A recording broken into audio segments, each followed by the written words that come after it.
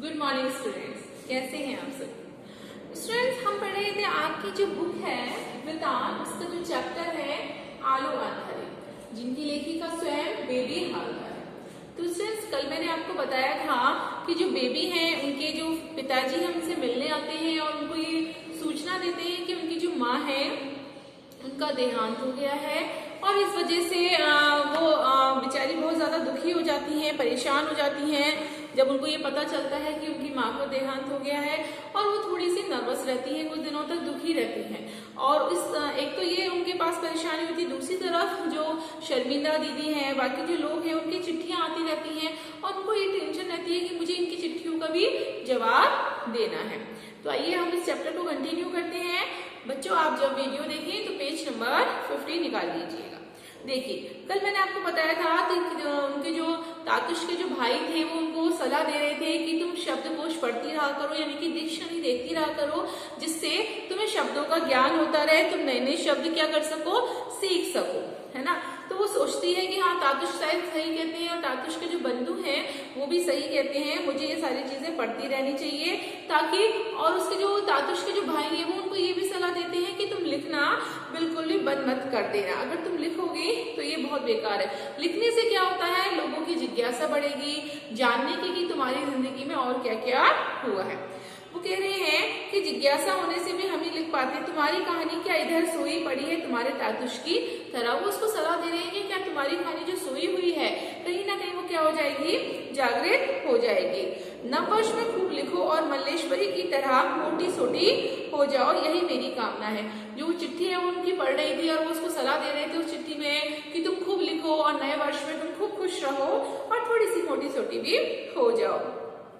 तुम्हारा लेखन मुझे बहुत अच्छा लग रहा है और मुझे लगता है कि दूसरों को भी अच्छा लगेगा।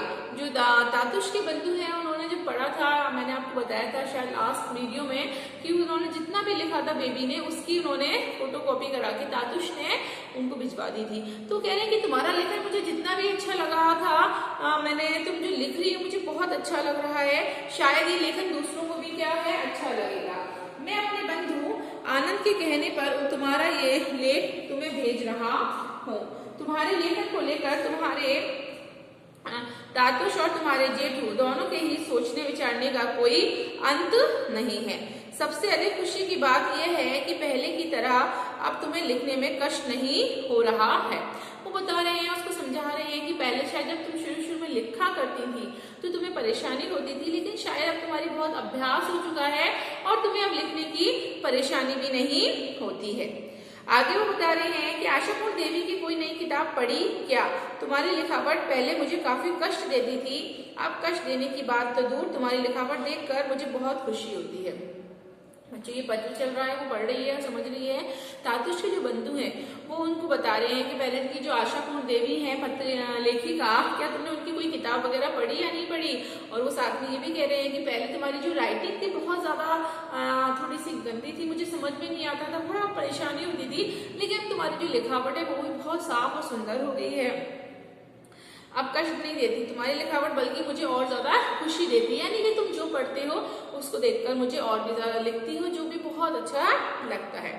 पढ़ते हुए एक बार भी तुम्हें डांटने की इच्छा नहीं होती, बल्कि बार बार शाबाश, बहुत अच्छा कहने की इच्छा होती है। तातुश के जो बंधु हैं उन्होंने उस चिट्ठी में ये लिखा है और कह रहे हैं कि जब मैं तुम्हारा ये स्टोरी पढ़ता हूँ, कहानी पढ़ता हूँ, तो मुझे बहुत ही अच्छा लगता है, बहुत ही खुशी होती है। भूलों की चिंता करने लगो तो एक लाइन भी लिखी नहीं जा सकती, इसलिए उनकी चिंता किए बिना लिखना होगा। भूलों का मतलब है बच्चों की गलती। हाँ, कई बार हम सोचते हैं कि अरे यार हम कुछ लिख रहे हैं, हमसे मिस्टेक ना हो जाए, गलती ना हो जाए। तो उन्होंने कहा कि अगर तुम इस तरह से चिंतित रहोगे इन सारी चीजों के लिए तो कहीं ना कहीं तुम क्या रहोगे, परेशान रहोगी। इसलिए तुम इन सारी चीजों के बारे में लिखना सोचना छोड़ दो कि मुझसे कहीं गलती नहीं हो। तुम सिर्फ एक काम करो कि सिर्फ लिखती रहो और लिखती रहो, इससे तुम्हारे उसमें सुधार होगा। इसके बाद जिन लोगों को काम ही है लिखना पढ़ना, उनमें इसे कुछ और सुधरवाने की बारी आएगी। और साथ में वो कह रही है कि जो लोगों का लिखने पढ़ने का जो काम होता है उसमें उनकी क्या होगी, बार बार उसमें राइटिंग तुम्हारी सुधरेगी, चीजें सुधरेगी। लिखने बैठने से ही लिखा जा सकता है, ये अभिज्ञता तुम्हें निश्चित ही हो गई होगी। वो कह रही कि तुम्हें ये बात तो शायद समझ में आ गई होगी कि तुम जब लिखने बैठोगी तभी तुम्हारा अभ्यास बनेगा और तुम्हारी एक लिखने की जो आदत है वो कंटिन्यू हो जाएगी। आगे वो कह रहे हैं कि बोलोगी तो फिर भी लिखो। जेठू की जितनी चिट्ठियां आती उतनी मेरी इच्छा होती कि लिखूं और भी लिखूं। वो बता रही है जेठू यानी कि जो तातुश के बड़े भाई थे उनके बारे में बता रही है कि उनकी चिट्ठियां आती रहती थी और जब मैं उनकी चिट्ठियों से को पढ़ती थी तो और ज्यादा इंस्पायर होती थी, प्रेरित होती थी, क्योंकि उन चिट्ठियों में नकारात्मक बातें नहीं होती थी बल्कि सकारात्मक बातें होती थी। शर्मिला भी मुझे हिंदी में चिट्ठी लिखती थी, उनकी चिट्ठियां सुनकर मुझे बहुत अच्छा लगता था। वो बता रही जो शर्मिला दी थी जिसके बारे में मैंने आपको पहले भी बताया था बच्चों, उनके बारे में कह रही है कि वो उसको हिंदी भाषा में चिट्ठियां लिखती थी और उसको बहुत ही अच्छा लगता था। उनकी चिट्ठियां कुछ और ही तरह की होती थी। मैं सोचती कि उनके यहाँ भी तो घर के काम के लिए कोई लड़की रखी गई होगी, क्या उसके साथ भी वैसा ही व्यवहार करती होंगी जैसा मेरे साथ। मुझे तो वह किसी के घर काम करने वाली लड़की की तरह नहीं देखती और चिट्ठियां भी ठीक उसी तरह लिखती हैं जैसे किसी अपनी बांधवी को लिखती है। शर्मिला जी जो है दीदी, उनके बारे में बेबी जो है वो हलदर वो सोच रही है कि जो कितनी अच्छी है, उनका जो व्यवहार है वो भी कितना अच्छा है।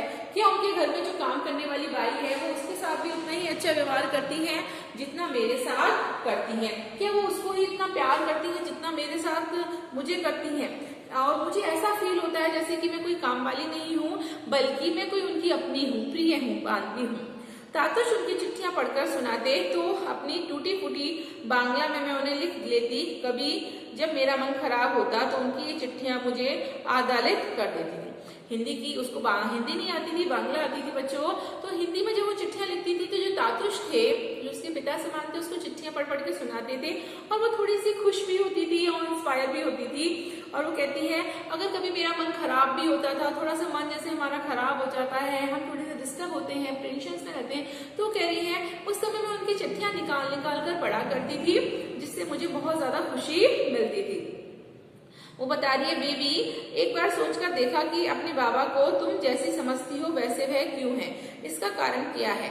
थोड़ा उनकी तरफ से भी सोचो जिन्हें तुम माफ भले ही ना कर सको। बेबी, जो हमें अच्छे नहीं लगते उन्हें भी माफ किया जा सकता है और शायद वैसा करना भी भला है। यदि तुम यहाँ आओ तो हम दोनों खूब सजेंगे और फिर खूब नाचेंगे। वो समझा रही है कि कई बार ऐसा होता है कि जो हमारे रिलेशंस होते हैं हम शायद अपने नजरिए से उनको देखते हैं। यदि हम उनको उनके नजरिए से ही देखें तो शायद हमारे को उनका रूठना या हमारे से नाराज होना शायद समझ में आता है, या उनका हमारे से जो भी व्यवहार करते हैं वो सारी चीजें हमें कहीं ना कहीं समझ में आती हैं। तो उसको समझा रही है शर्मिला की जब वो चिट्ठी पढ़ रही है और वो कह रही है कि काश तुम मेरे पास यहाँ आती, मेरे साथ रहती तो हम बहुत ज्यादा मस्ती करते, दोनों साथ में डांस करते यानी कि नाचते, बहुत सारे काम करते। आगे वो कह रही है कि मुझे तो कभी कभी अच्छा लगता है तुम मेरे लिए सजना और मैं तुम्हारे लिए सजूंगी। वो साथ में ये भी लिख रही है कि काश तुम यहाँ आती तो हम दोनों एक दूसरे के लिए सजते संवरते। हम दोनों जब एक दूसरे से मिलेंगे तो जी भरकर हंसेंगे, यदि हंसने की कोई बात ना होगी तब भी हंसेंगे। मतलब शर्मिला जी ने चिट्ठी में इस तरह से लिखा कि सामने वाला अगर पढ़े तो अभी हमें शायद हंसी आ जाए। वो कह रही है कि हम दोनों मिलकर खूब ढेर सारी बातें किया करेंगे और खूब सारी हंसी हंसेंगे। हंसने से अगर कोई हंसी की बात नहीं होगी तब भी हम हंसेंगे। वो कह रही है कि समय क्या अवाक नहीं रह जाती जब कोई तुम्हारा लिखा कुछ पढ़कर कहता है। बेबी, तुम उस समय अवाक यानी कि अचानक से तुम क्या अच्छी नहीं हो जाती हो कि बहुत अच्छा लिखा है? तुम क्या कभी ये सोचती हो कि इतनी कठिनाई इतने कष्ट में बीता तुम्हारा जीवन, लिखना शुरू करने के बाद से इतना सुंदर कैसे हो गया? वो उसको बता रही है शर्मिला दी कि जब तुम लिखती थी उस समय तुम्हारा जीवन कैसा है, जब नहीं लिखती थी उस समय तुम्हारा जीवन कैसा है, और तुमने जब से लिखना शुरू किया है तो तुम्हारे जीवन में कितने अच्छे अच्छे और नए नए परिवर्तन आ गए हैं, तुम्हारा जीवन कितना सुंदर हो गया है। मुझे ये बात बड़ी मजेदार लगती है कि शर्मिला दी ने मेरे सजने धजने के बारे में पूछा, क्योंकि सजना धजना मुझे कभी अच्छा नहीं लगा। वो बहुत ही सिंपल सी थी तो वो बता रही है कि मुझे बड़ा अच्छा सा लगा, बड़ी खुशी हुई कि जब मुझे उन्होंने पूछा था शर्मिला दी ने कि क्या तुम सस्ती धजती हो, क्या तुम तैयार वगैरह होती हो। मैंने कितनी ही लड़कियों बहुओं को देखा था जो कहीं घूमने जाने की बात उठी नहीं कि सिंदूर की डिब्बी, पाउडर का डिब्बा, आईना, कंघी और ना जाने क्या क्या लेकर सजने बैठ जाती थी।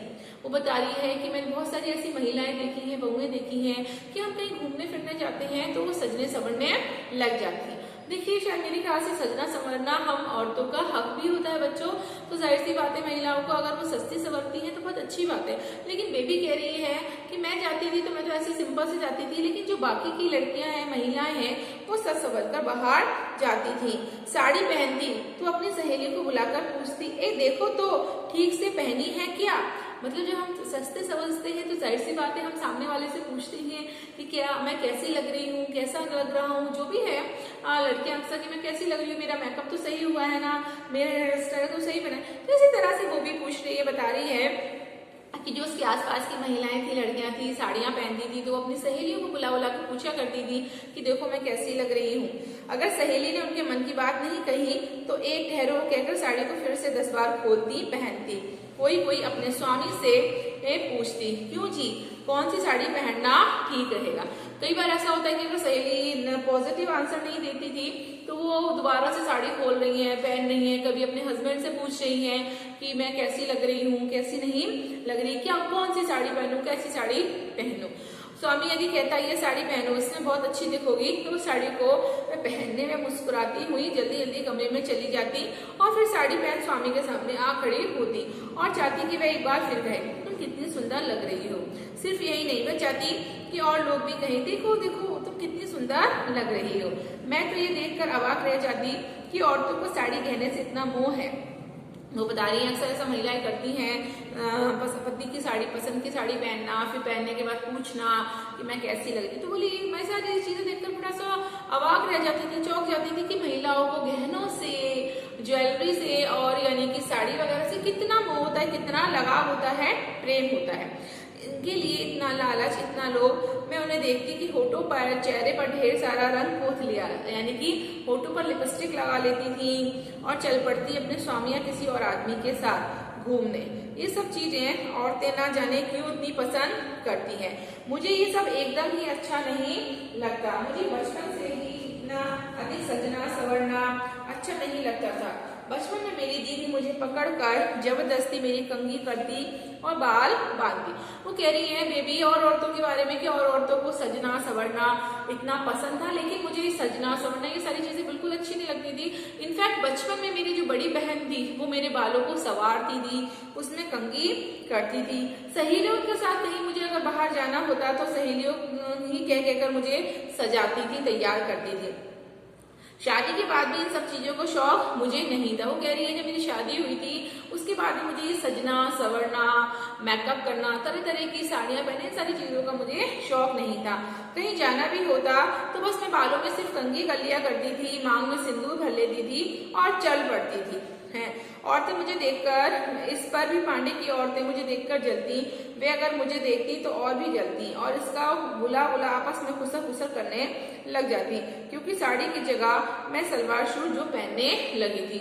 जैसे कि अक्सर हमने देखा है कि हमारी भारतीय संस्कृति में जो महिला है पहले किसी जमाने की बात है साड़ियां पहना करती थी, लेकिन वो कह रही है कि मैं साड़ी की जगह सूट पहनने लग गई थी। तो जो आसपास की जो औरतें थी वो खुसर खुसर करती थी, कहती थी कि देखो इसने साड़ी की जगह सूट पहन लिया है।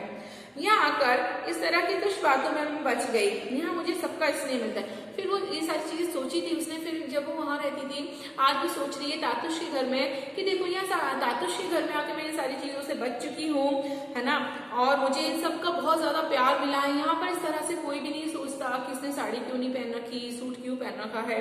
तातुश के जो लड़के हैं विदेश से लौटते तो मेरे लिए कुछ ना कुछ लेकर आते।